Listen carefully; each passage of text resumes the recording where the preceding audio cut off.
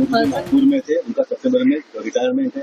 किस तरीके से देखते हो? सितंबर में रिटायरमेंट का एप्लीकेशन लिखने के लिए शायद वो आरएसएस मुख्यालय गए। मेरी जो जानकारी है 10-11 साल में कभी मोदी जी गए नहीं। मोदी जी गए हैं वो बताने के गए हैं मोहन राव भागवत जी से कि टाटा बाय बाय मैं जा रहा हूँ।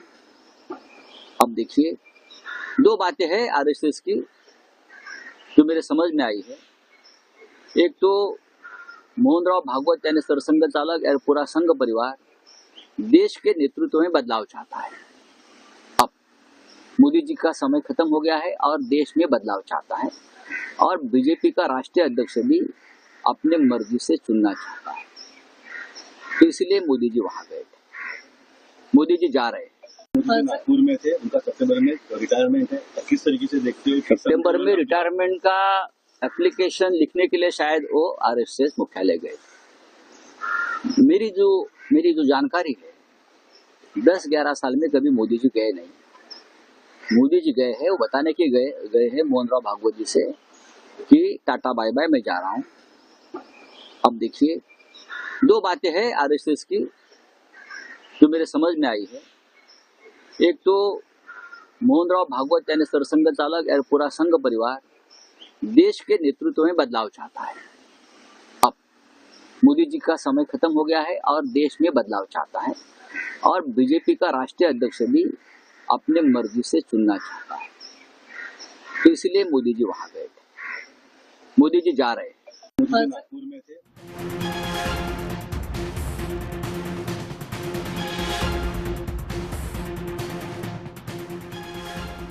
பிரதமரை மாற்ற ஆர்எஸ்எஸ் விருப்பம் தெரிவித்திருக்கிறது. ஓய்வை அறிவிக்கதான் ஆர்எஸ்எஸ் அலுவலகம் சென்றிருப்பதாக சஞ்சய் ராவத் தெரிவித்திருக்கிறார். இது தொடர்பாக கருத்து தெரிவிப்பதற்காக நம்மோடு தொலைபேசி வாயிலாக இணைப்பில் இணைந்திருக்கிறார் எழுத்தாளர் ராஜன் குரை அவர்கள். வணக்கம் சார். சஞ்சய் ராவத்தின் இந்த திடீர் பேட்டி பரபரப்பை ஏற்படுத்தி இருக்கிறது. இது தொடர்பான உங்களோட கருத்துக்களை நீங்க பதிவு செய்யலாம் சார். இது ஒரு முக்கியமான ஒரு தருணம்.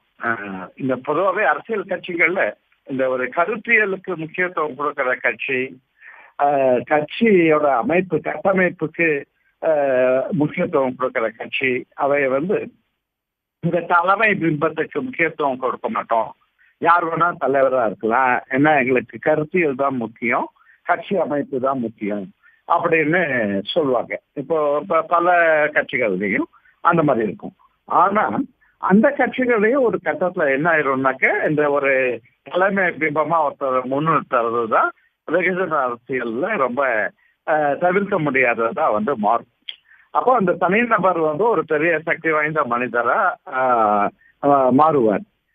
அது ஒரு தவிர்க்க முடியாத ஒரு போக்கு ஒவ்வொரு அமைப்புலையும் அது நடக்கும்.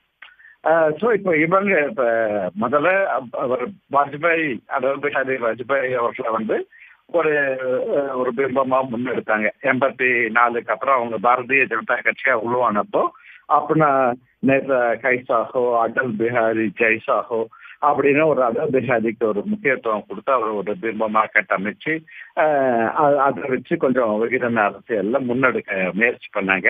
அவர் ஒரு நல்ல பேச்சாளர் அப்படியெல்லாம் இருக்கும்போது அவரை ஒரு தலைமை பிம்ப உருவாக்கம் செய்தாங்க.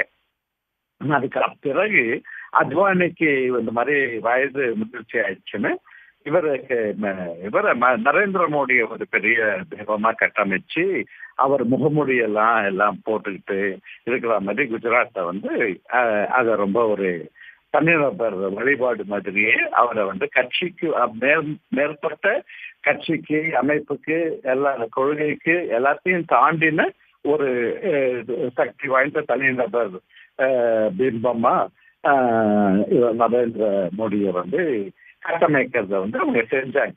அது அவங்களோட இதுக்கே முரண்பாடானது. ஏன்னா அவங்க தனிநபர் முக்கியம் இல்ல, கொள்கை அமைப்பு தான் முக்கியம் சொல்றவங்க இந்த பிம்பத்தை பெரிய அளவுல கட்டமைச்சு அது மூலமா தான் ஒரு 2-3 தேர்தல்கள்ல அவங்க வெற்றி அடைஞ்சிருக்காங்க.